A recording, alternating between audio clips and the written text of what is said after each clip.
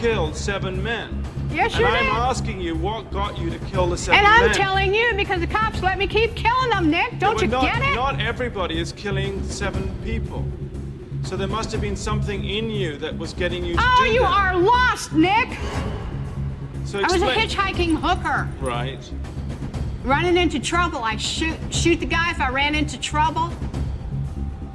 A veces, la historia de un asesino no comienza con el asesinato, sino mucho antes. No en el interior de una casa, sino en lo más profundo del alma de un niño. Y algunas personas no deciden cometer un delito. Simplemente se ven empujadas a ello. Cuando Aileen Wuornos nació el 29 de febrero de 1956 en Michigan, su destino ya parecía estar escrito. Abandonada antes de nacer, empujada a la violencia antes de saber hablar. Su madre, Diane, tenía solo 14 años. Su padre, Leo Pittman, era un delincuente con graves problemas psicológicos. Un hombre condenado por abuso y agresión infantil que pasó gran parte de su vida en prisiones y hospitales psiquiátricos. Aileen nunca lo conoció. Poco después de nacer, su padre fue a la cárcel y años más tarde se suicidó ahorcándose allí. Cuando Aileen tenía solo 4 años, su madre abandonó a sus 2 hijos. Aileen y su hermano Keith fueron dejados al cuidado de sus abuelos. Pero no se trataba de un refugio familiar. Desde fuera, la casa parecía normal, pero dentro había constantes peleas, alcohol y opresión. Su abuelo, Lori Wuornos, era un hombre autoritario, de apariencia religiosa, pero incapaz de controlar su ira y emocionalmente cruel. Incluso el más mínimo error se castigaba con bofetadas, gritos o humillaciones que duraban horas. Según cuenta la propia Aileen, además de la violencia física, también sufrió abusos sexuales. A esa edad, la realidad y el miedo se mezclaban. Su hogar no era un lugar seguro y no tenía a nadie en el mundo exterior a quien recurrir. A los 9 años, ya sabía cosas que un niño no debería saber. En el colegio sufría acoso. Sus profesores la marginaban y los niños del barrio la tachaban de sucia y indeseable. A esa edad, con las cicatrices en la cara, su soledad y su ira, ya no era una niña normal. Cuando Aileen cumplió 11 años, sufrió uno de los cambios más drásticos de su vida.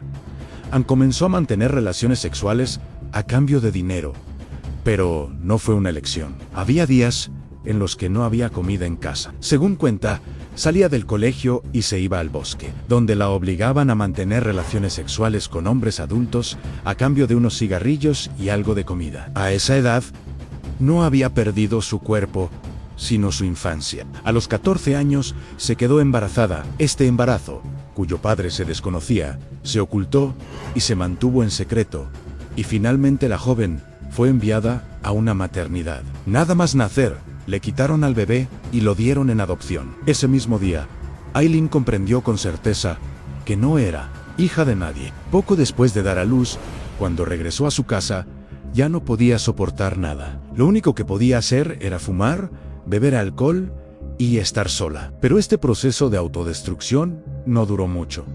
A los 15 años, su abuelo la echó de casa. «Ya no vives aquí», le dijo, y ese día, Aileen se refugió en el bosque, en las carreteras y en los coches. A partir de ese momento, se quedó sin hogar. Empezó a vivir en el interior de un coche, al borde de la carretera, detrás de un bar o en un claro del bosque. La única forma de sobrevivir y conseguir dinero o comida era, una vez más, la prostitución. Pasaba las noches vagando por las carreteras nevadas de Michigan, las paradas de camiones y las salidas de autopista sin iluminación. A veces la golpeaban, a veces huía, a veces pasaba días sin comer. La ira que sentía crecía como un grito que nadie oía. Cada rechazo, cada humillación, cada bofetada, cada violación y cada noche la empujaban un poco más hacia la oscuridad. El único reflejo que había desarrollado para sobrevivir era la agresividad, la desconfianza y la obsesión por el control. Cuando la desesperación y la soledad se unen, el resultado suele ser más oscuro que el crimen a la indiferencia. A los 17 años fue detenido varias veces por robo. Robó coches, entró en licorerías, Participó en pequeños atracos, pero nadie se dio cuenta de que no era un adolescente, sino un producto del trauma que ya se había convertido en adulto. Lo tacharon de peligroso y problemático y lo expulsaron del sistema. Ahora, las autopistas de Estados Unidos eran su hogar, los bares, su sala de espera, y los hombres desconocidos su única fuente de ingresos. Su juventud, su confianza y todas las relaciones que podía establecer con otras personas habían desaparecido.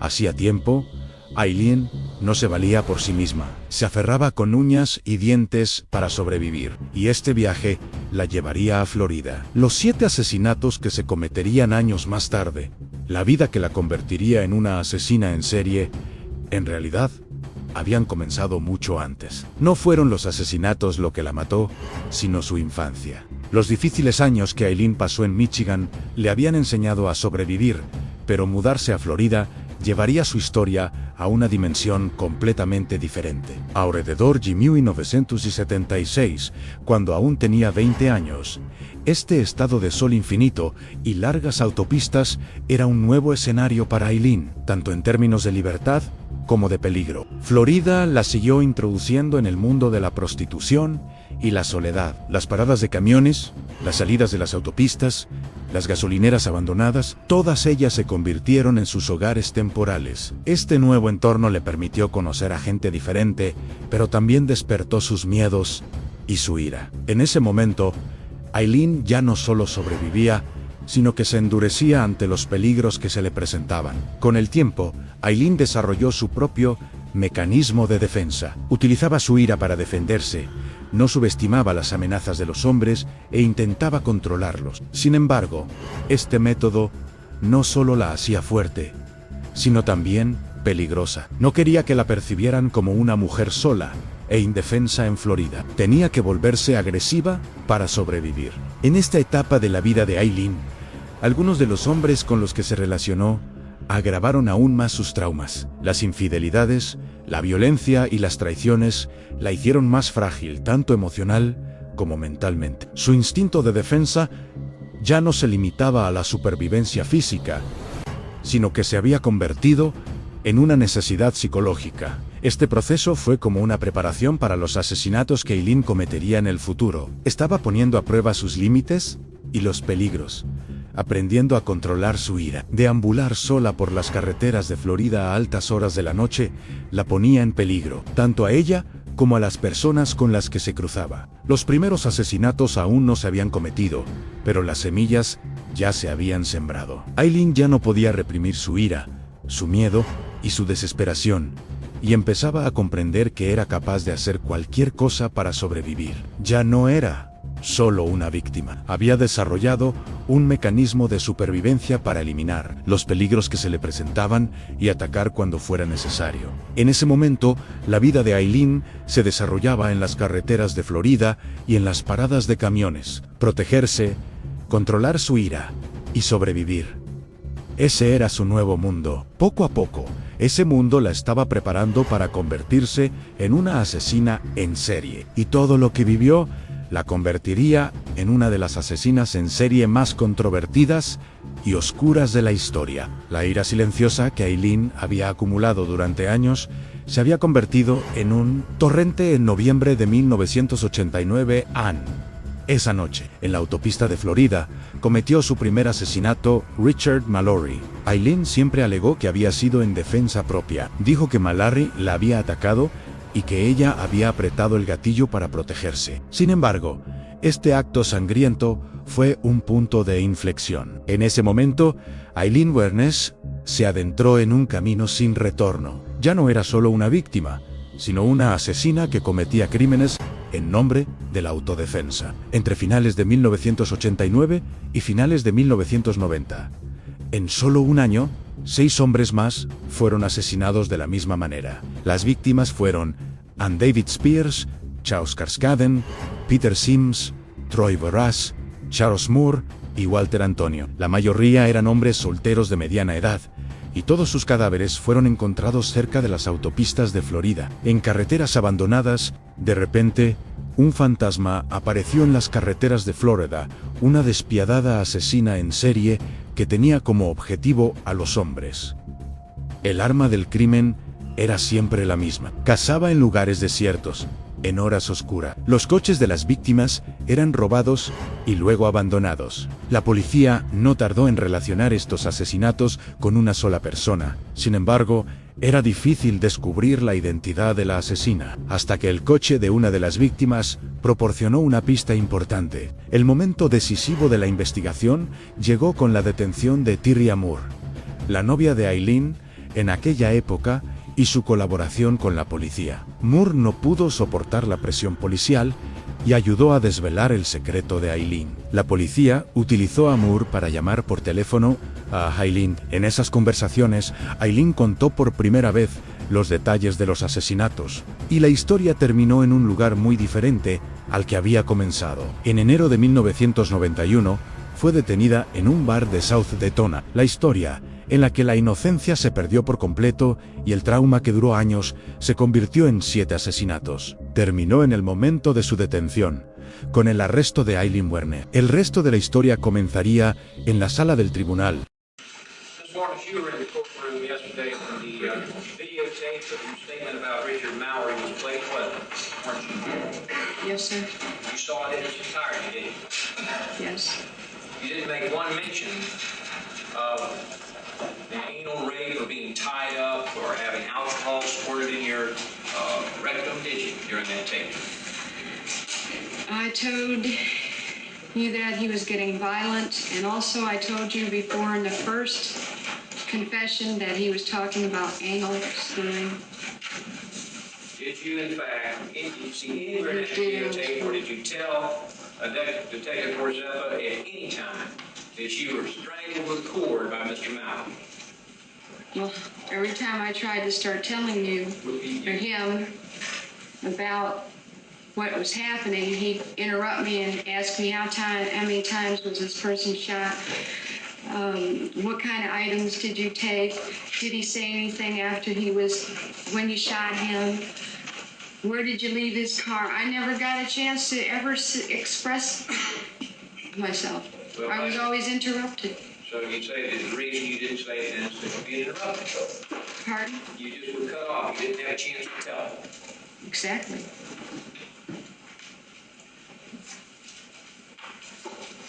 Before Detective Corzetta began the interview with you, he said he wanted you to tell him all the facts and circumstances surrounding the Mallerie killing, didn't he? I don't even recall him saying that. You don't recall him saying that? No. Well, what did you think your purpose was when you were sitting there telling him about the Mallerie case? My main purpose was there to confess about Tyra's innocence, and that was all. I didn't have any, I couldn't, there was no way that I could have even remembered. I was hysterical, under shock, and they had forced me to talk, saying that they're going to arrest Tyra Moore if I don't answer their questions on the case, which I didn't want. I was only there to confess about Tyra's innocence because I just got done talking to her on the phone and told her I was going to confess to clear her. I didn't know I was going to have to talk about anything because of that. If I did, believe me, I couldn't remember nothing because I was totally out of it. Oh. Well, it wasn't because the detective cut you off, and now you're saying it's because you were totally out of it. Which was it? Because they cut me off and because I couldn't remember. Oh, it's because you couldn't remember. I couldn't remember at all.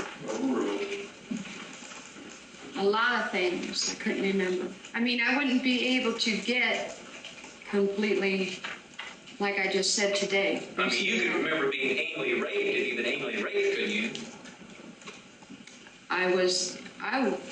I wasn't even interested in telling them certain things because I was interested in Tyra Moore, and I was mad that they have threatened me that if I don't talk to them, they were going to arrest Tyra Moore. So I was pretty well belligerent and stubborn, as well as just saying, well, I'm just here to confess about Tyra. I'm not here to confess about the murders because I just trying to clear you that there's not 2 women, there's 1 woman. All right, now, as I understand it, you didn't tell about the anal rape and the alcohol. Let me me finish. You didn't understand about the anal rape and the alcohol. You didn't talk about that and the tying up because the detective cut you off. That's right. Or you didn't tell him because you forgot about it. Or you didn't tell him because There's you no didn't or. Well, that's two of the It's reasons. all together. The third reason you gave was now because you were just there to talk about Tyra Moore and you were stubborn.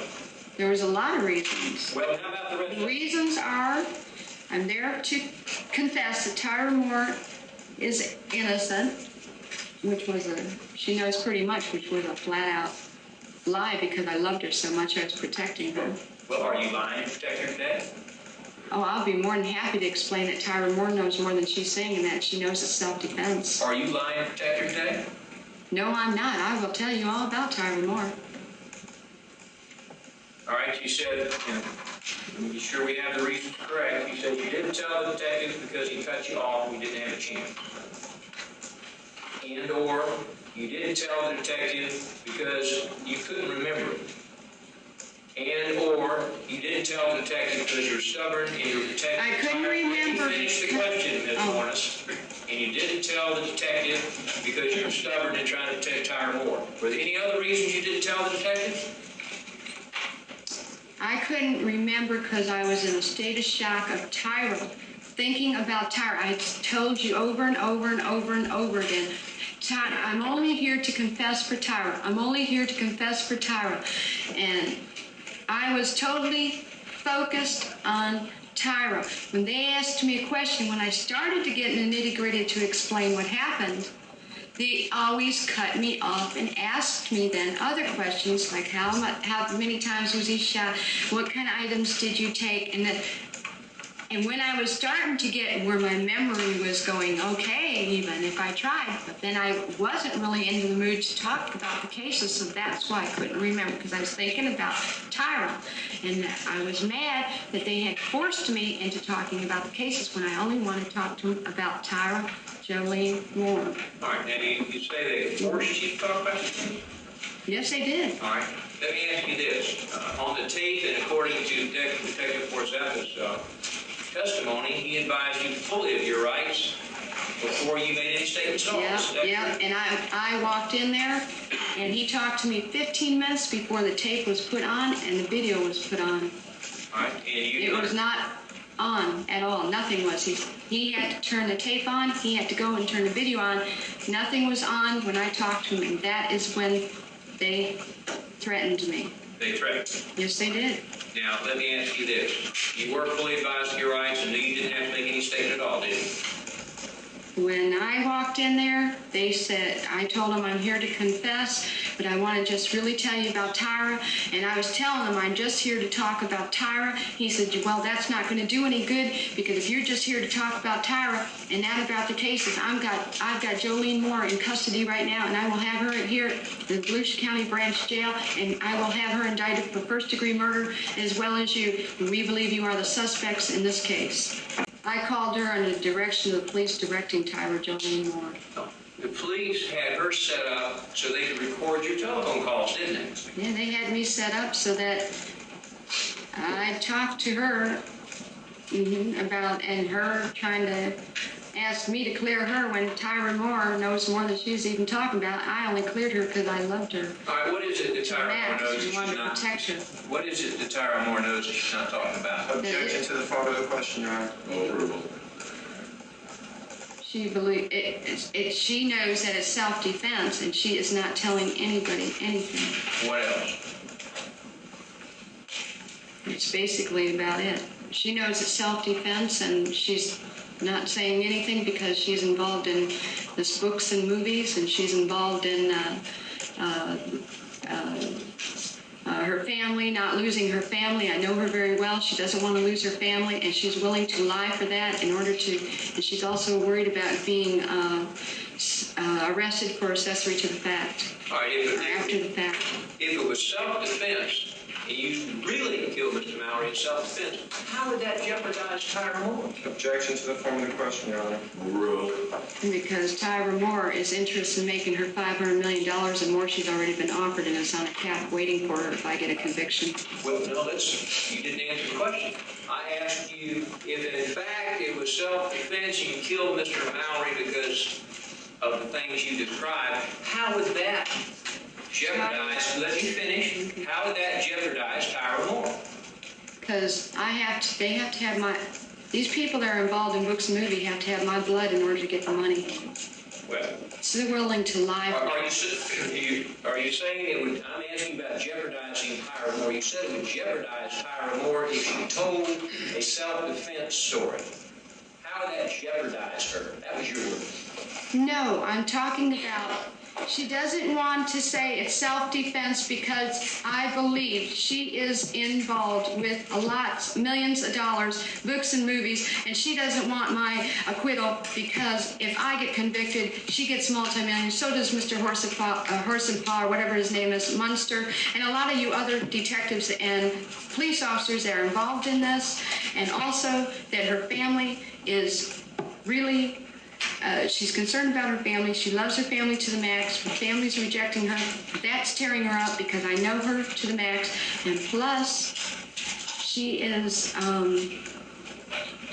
she's claiming she doesn't know anything because she's afraid, accessory to the fact of, because of knowing any incident whatsoever. So she's claiming, she's pretending she doesn't know anything, not even that I told her it's self-defense or an incident that happened. No, my goodness, she's even acting like she doesn't even know how long we were in the Zodiac bar the first night we met. She's acting like she doesn't even know where I lived. She knew where I lived. I was living in the car at the time because I just broke up with Tony. She's acting like she doesn't even know some of the apartments we lived in and stuff. I mean, I got 289 lies in her deposition that she gave. Just flat out lies of just common things. Why is she lying so much? Why does she have to lie about a simple thing?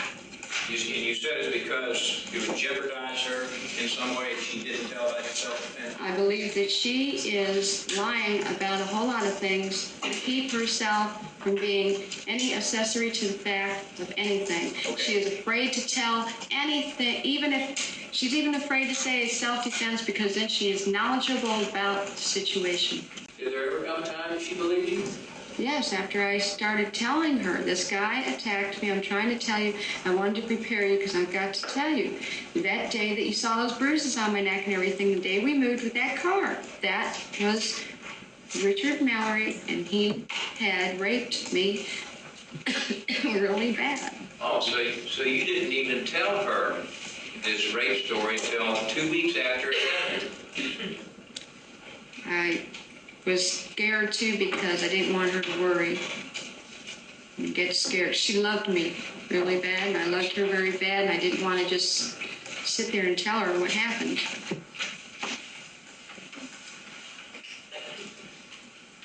It's just... And then you say that you told her all these details about the alcohol and the anal rape and the tying up and all that? No, I didn't tell her all the details. I told her I was raped. I told her I was raped, and she asked a few questions, and I told her, I started to get into details. She said, don't tell me no more. Don't tell me no more. I don't want to know no more. She was really pissed off. She was really mad at Mallory for what he done, and she was just really mad. Now, how close were you at Tyra? Very close. Tight as a knot, 2 peas in a pod. We were right arm, left arm glued together. I mean, we were tight.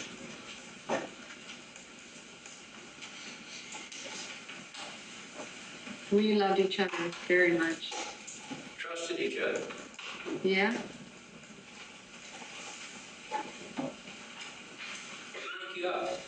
Pardon? What broke you up? What broke up the relationship? When we saw the sketch on the TV, I told her, you're going to have to go to your parents' house. You're going to have to just leave me. And we made arrangements for her to take a bus. And she called her parents and got ready to go up north. What sketch on TV are you talking? Objection, Your Honor. Overruled. The sketch of the 2 girls. Sketches that are in evidence here in this case? Yes. Why did that cause you to break up? Because too many people knew that Tyra wore a baseball cap, I wore a baseball cap, and that we were always together, and the looks of that sketch fit our features. And so now She is a suspect in murder. Yes. Because you and she have been riding in a murdered man's car. Objection, Your Honor. You don't answer that question. I'm not going. I'm advice of my attorneys. I'm not going to answer that question. 3 days of telephone calls while you were in the jail and you were talking to Tyra Moore. You called her each time, correct? I had to. She couldn't call me. Okay. And to your knowledge, those telephone conversations were all recorded by the police. I asked her over and over, is she being recorded? Well, you suspected you were being recorded, didn't you? No, but I asked her to see if she'd tell me she was or something, because I know Tyra. She might say yes, tell me the truth, but now I've realized that Tyra sure can conceal herself and lie. I never knew she had a black heart like she does, because right now she can help me out if she'd just be honest. What is it you would want her to say about these murders? What? Objection, Your Honor. Lee, do not answer the plural. Take away the yes, Your Honor, and we'll withdraw the advice. Go ahead. During those telephone conversations, did not even one single time in 3 days with 11 calls say you've been raped, did you?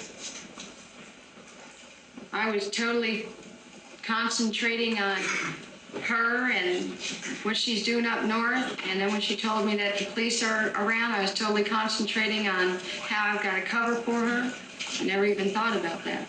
All right, what were you covering for her? What was it you were trying to cover for her? That to be a suspect. Well, she hadn't done anything, had you? Objection, Your Honor, has to answer. Overruled.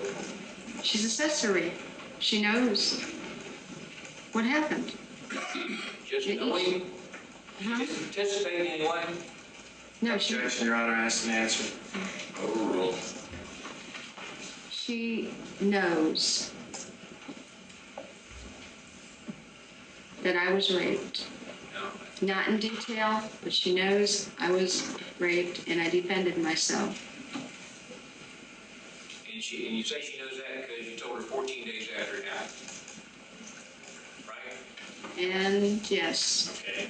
But you didn't mention it one time during the 3 days of phone calls, did you? Objection, Your Honor, has to answer.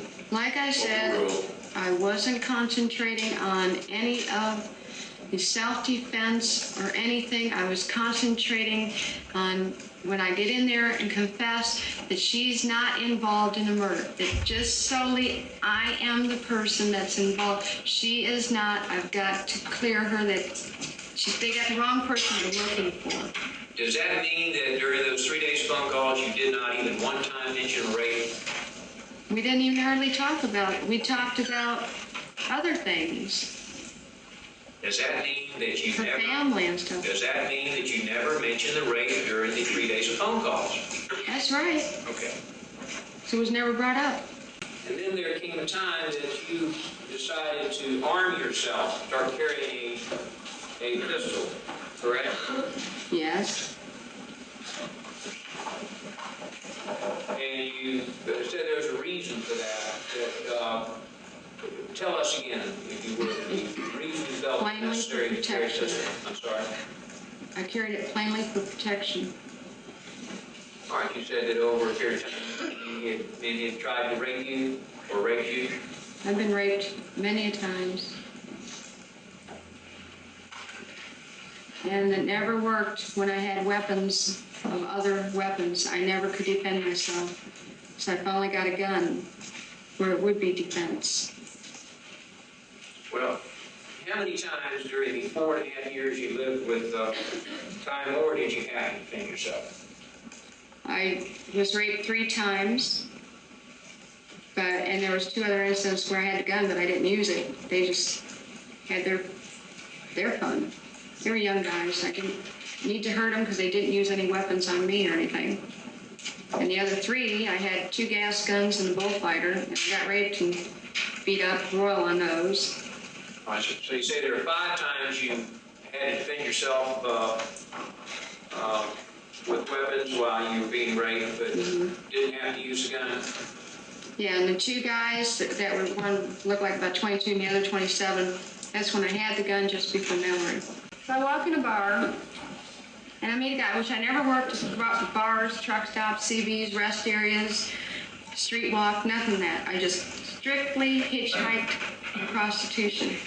Now, if I walked in a bar, though, and there was a guy there that I wanted to go to bed with, and we go to bed without money, that's just, and to me, that's just like prostitution and adulteress right there, too. But here, let's say we go to bed and he offers me money. That's just, and we don't hurt each other. What's the difference? What's the difference? We've agreed upon sex with each other. Only thing is, he's giving me a little money to help me, and I'm helping him. It's just, what's the difference? It's like friendship. Here's a loan, even. I mean, it's just plain friendship. There's nothing wrong with it. We're not hurting anybody. We weren't hurting anybody. They're hurting us. So you think you have a right to disregard the law if you disagree with it? Well, I'll tell you, it's the only thing I could do anyway. That was my job. I wasn't hurting anybody out there. Well, that's not true, is it? I wasn't hurting anybody out there.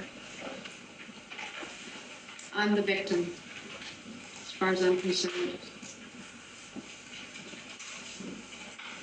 He had no reason to rape me. He had no reason to do what he did to me.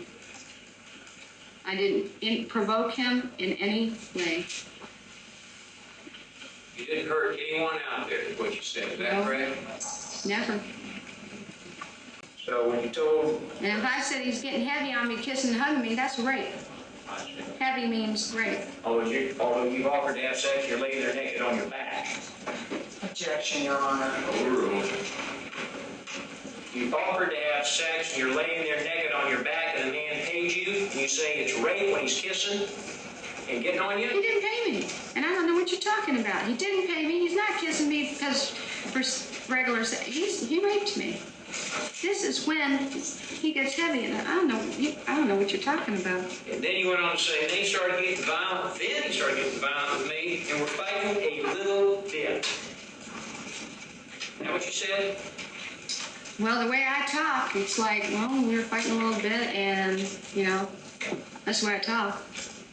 But you expanded upon that today to tell the story of being tied up and raped. Well, we did fight a little bit. It wasn't a whole lot of fighting when I grabbed his arms at the very end, and he slapped me in the face.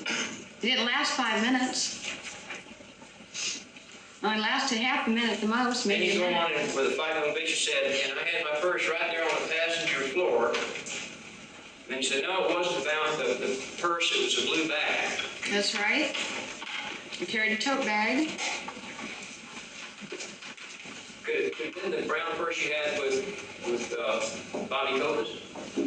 I did, yeah, why don't you check that gun and see if it fits, because I'm telling you it doesn't, and Bobby Copas doesn't know what he's talking about, because Bobby Copas never picked me up. All right, well, onto the blue bag. He said he had a blue bag, and he had it zipped on the side, and it was unzipped, because you wanted to make sure if anything happened, I could use my gun.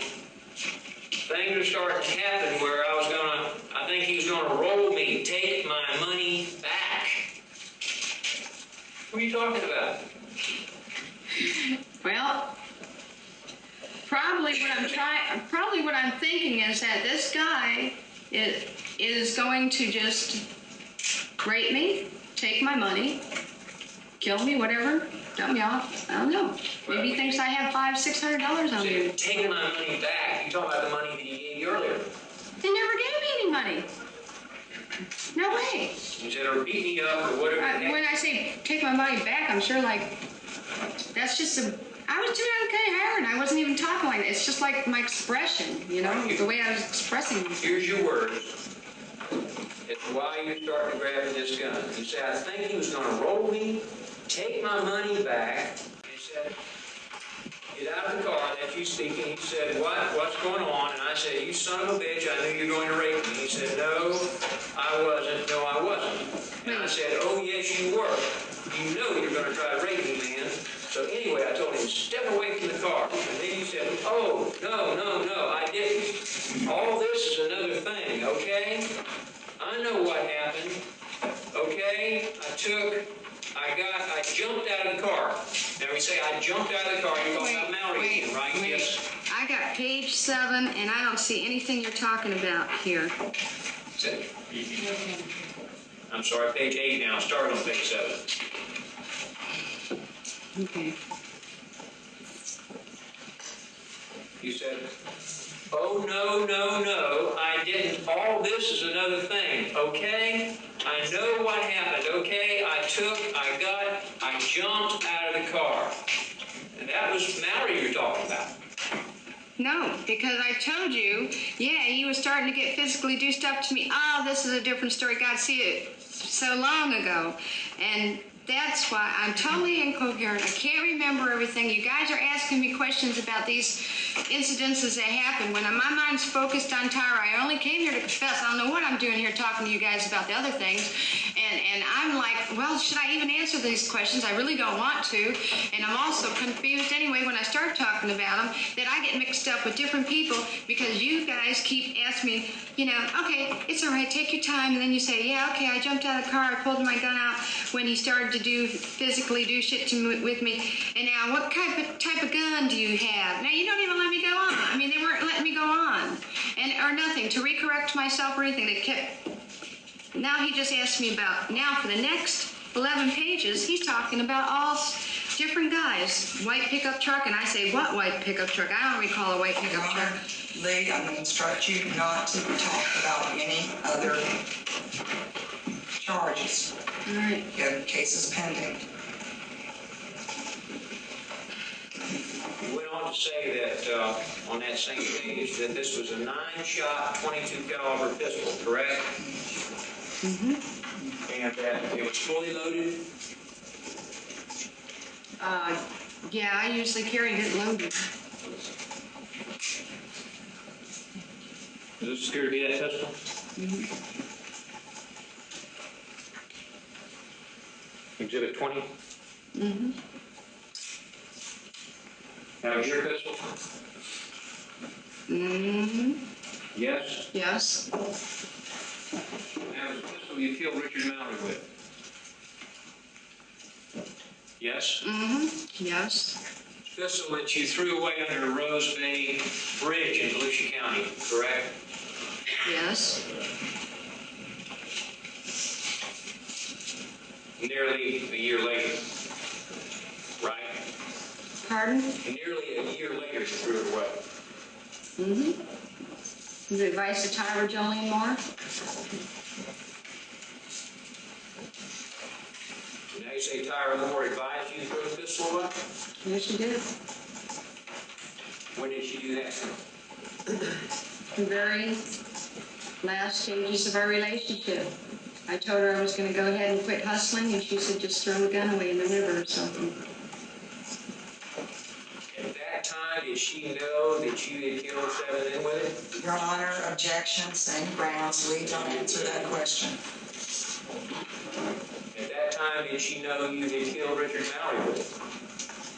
Yes, because she knew it was self-defense. I told her 14 days later about the bruises and everything, and I told her what happened, and she knows it's self-defense. Page 7.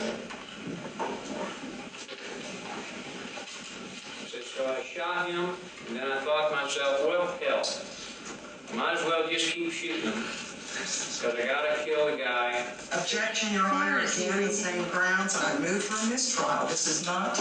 If you will approach the case, Didn't you tell Deputy Ortega that taking Mr. Mallory's property was your final revenge on him? I told him, if I say it like that and hear like I'm wrong, but this is how I feel. I felt like what he did to me was unnecessary. And so therefore, when I took his property for food, I figured, well, like, I don't know, it was like... Counsel, we have the page. What is it? Well, she remembers it. She remembers Like he owed me for what he did to Objection, me. Your Honor. I don't know.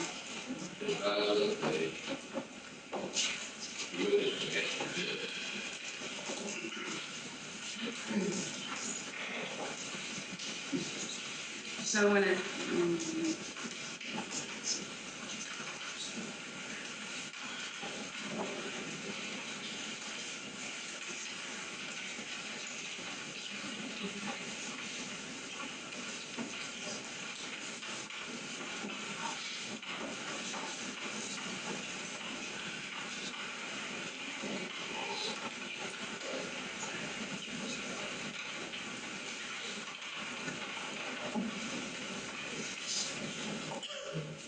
Did you tell Deputy Ortega maybe it was self-defense, maybe it was stupid?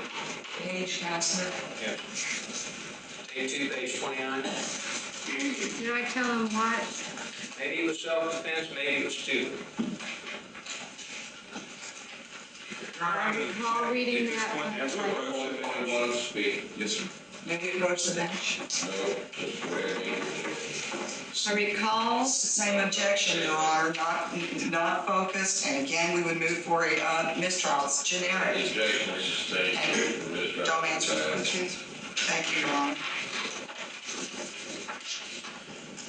Your Honor, may we,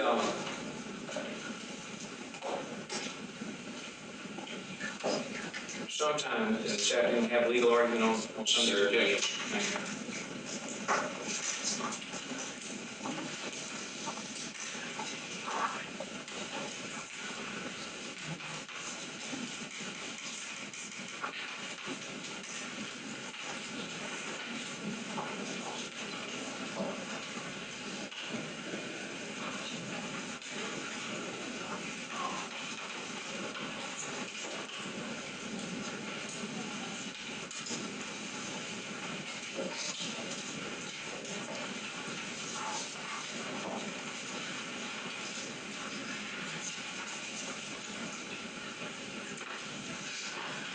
Tell Deputy Ortega he didn't know why you killed Richard Mallory. I couldn't hear you. Did you tell Deputy Ortega he didn't know why you killed Richard Mallory? Page, please. Sure. What page? Page 4. On the first one or Yeah. second? First.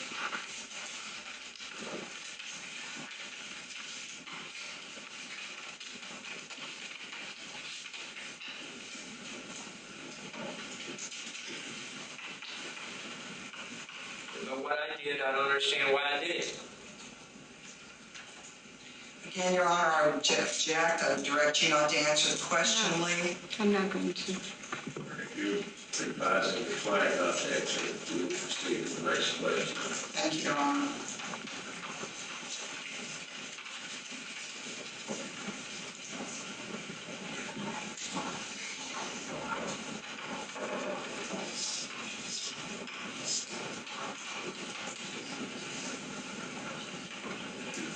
Now, this wasn't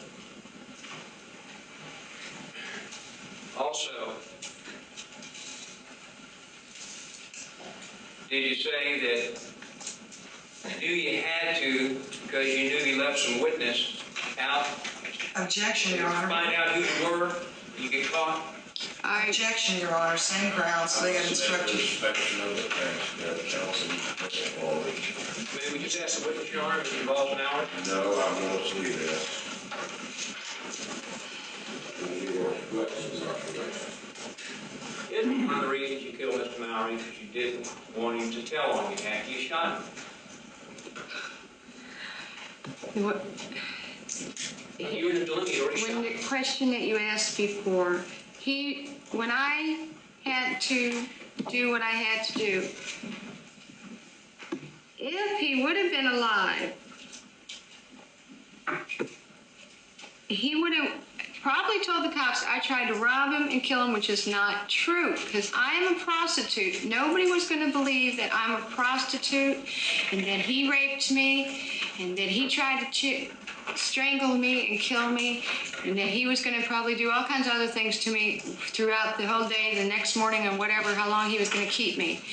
I don't believe that anybody would have believed me because we've got prostitutes out there that are being killed every day and nobody cares about it. And we've got women being raped every day and it doesn't seem they're prostitutes, that nobody cares about it. And I have witnessed it with my own eyes, reading the newspapers numerous times. So I believe that nobody would have believed me. So when I made that statement, I meant referring to the fact that nobody would have believed that I was raped and that I had to defend myself. They would have said, "You're a prostitute, we don't care." So you decided you had to go ahead and kill him. I didn't, when he was dying, I'm talking about I'm talking about different situations. I'm telling you, I'm not talking about Richard Mallory there. No. I'm talking about a totally different situation. Well, what had you decided when you shot him? I'm not going to talk about it. After you look around, what had you decided when you shot him the last time, square in the chest? When he was coming out of the vehicle, that's where it was very obvious to shoot at.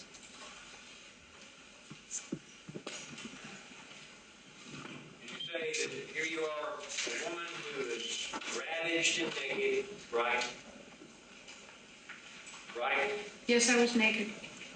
Cord marks around her neck where she's been strangled, right? Right? Yes.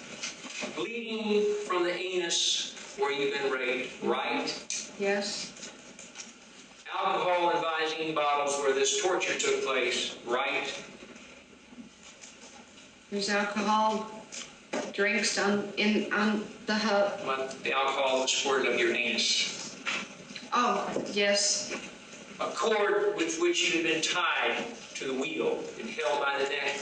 Mm-hmm. Yes. En enero de 1991, con la detención de Aileen Wuornos en un bar de South Daytona, terminó la pesadilla de 15 años en las autopistas. Ya no era la víctima al borde de la carretera, sino una acusada en una jaula. Al principio, negó obstinadamente los asesinatos. Sin embargo, cuando la policía consiguió la colaboración de su antigua novia, Tyra Moore, la defensa que Aileen había construido se vino abajo. En las grabaciones de las conversaciones telefónicas, Aileen confesó los asesinatos uno tras otro. Sus declaraciones eran impactantes. Afirmaba haber matado a cada una de las 7 víctimas en defensa propia. Su objetivo era solo protegerse de la violación y la violencia. Sin embargo, a medida que avanzaba la investigación, esta historia comenzó a desmoronarse. Las pruebas del lugar de los hechos, los objetos robados y las inconsistencias en sus declaraciones salieron a la luz. Ahora, solo tenía 7 cadáveres y una serie de pruebas de ira. Caos en la sala del tribunal. El caso de Aileen Wuornos comenzó con el asesinato de su primera víctima, Richard Mallory. Las tranquilas salas de los tribunales de Florida se convirtieron de repente en un circo mediático, en un escenario de drama psicológico. El comportamiento de Wuornos en el juicio reflejaba un caos incontrolable. Gritaba a los jueces, amenazaba a los miembros del jurado y daba la espalda a sus abogados. Los momentos más memorables del juicio fueron sus ataques de ira y su indiferencia absoluta. A veces, se echaba a llorar como una niña pequeña traumatizada y, al momento siguiente, se convertía en una asesina fría y despectiva. Todos los que la observaban veían a una mujer que oscilaba entre un pasado frágil y una despiadada asesina en serie. Perfiles psicológicos. En una mente tormentosa. Entonces, ¿qué pasaba por la mente de Aileen Wuornos? Muchos expertos se movilizaron para analizarla. Los perfiles resultantes revelaron la naturaleza bipolar de su vida. Uno en trastorno de estrés postraumático complejo, TEPT.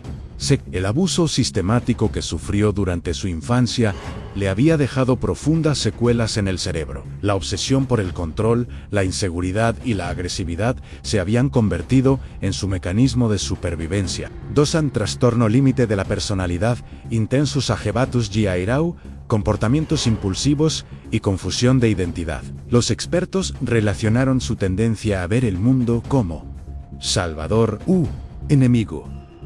Con este diagnóstico, la personalidad de Aileen era más un reflejo de una tormentosa desesperanza emocional que de narcisismo. Era una niña abandonada, pero cuando no se satisfacía esa necesidad, se convertía en una adulta despiadada, decidida a castigar al mundo. Afrontamiento con los medios de comunicación y últimas palabras cuando se dictó la sentencia. Aileen Wuornos se convirtió en el centro de atención de los medios de comunicación y del mundo. Las entrevistas que concedió a periodistas y documentalistas pusieron de manifiesto lo frágil y peligrosa que era su psicología. Uno de sus momentos más famosos y escalofriantes fue su respuesta a la pregunta ¿por qué mataste? En su voz no había arrepentimiento, sino una ira infinita contra la injusticia. Volvería a hacerlo, saliría y volvería a hacer lo mismo. Lo odio. Odio este mundo repugnante. Estas palabras hicieron dudar incluso a quienes la veían como una víctima. Aileen sentía que, en su realidad, seguía actuando en defensa propia, pero que el sistema la había etiquetado como un monstruo. El tribunal declaró a Aileen Wuornos culpable de 6 asesinatos distintos y la condenó a 6 penas de muerte. La batalla legal había terminado. Solo quedaba la fecha del 9 de octubre de 2002. I was just wondering how you're going to be, at 9:30 tomorrow morning. Are you prepared? I'm prepared. Tras 11 años de batalla legal, Aileen Wuornos caminó hacia el patíbulo en la prisión estatal de Florida la mañana del 9 de octubre de 2002, mientras se preparaba la ejecución de la sentencia. El estado de ánimo de Aileen no se parecía en nada a los ataques de ira que había mostrado en el tribunal, ni a las crueles declaraciones que había hecho a los medios de comunicación. En sus últimos momentos, había una extraña calma y resignación. Horas antes de la ejecución, las autoridades le preguntaron qué quería para su última comida. En lugar de elegir un menú tradicional, solo pidió un café solo. Esta sencilla petición demostró por última vez su indiferencia y desconexión con la vida. La Cámara de Ejecución de Florida fue su último escenario. Wuornos pronunció unas últimas palabras inusualmente entusiastas y extrañas para un asesino en serie. Tenía una sonrisa en el rostro y se veía a sí misma como un Mesías que citaba el Evangelio. Tengo unas últimas palabras. Solo quiero decir que volveré. Volveré a la libertad. Como el regreso de Jesús, estaré en paz. Les doy mi amor a todas las personas. Les deseo buena suerte. Estas palabras demostraban que había perdido por completo el contacto con la realidad. Lo único que quedaba era la sombra de 7 asesinatos marcados por traumas infantiles y enfado, y testigos confundidos. La ejecución se llevó a cabo a las 9:47, hora local, mediante una inyección letal. El caso de Aileen Wuornos supuso un punto de inflexión en la historia del derecho penal y la psicología de Estados Unidos. Las mujeres asesinas en serie eran poco frecuentes, pero el caso de Aileen era único. Ella había cometido sus asesinatos en el contexto del trabajo sexual, lo que complicaba aún más las alegaciones de legítima defensa. Aunque la sociedad la tildó de monstruo, la historia de Wuornos planteó una y otra vez la siguiente pregunta moral: ¿aun cuando una víctima se convierte en asesina? ¿Qué debe castigar el sistema judicial? Para la mayoría de la gente, era un monstruo, pero para algunos era el trágico y explosivo final de una mujer abandonada por el sistema desde su infancia. La historia de Aileen Wuornos llegó a la gran pantalla solo un año después de su muerte. La película Monster, estrenada en 2003, consolidó para siempre el impacto cultural del caso. Charlize Theron, que interpretó a Aileen Wuornos en la película, ganó un Oscar por su increíble transformación.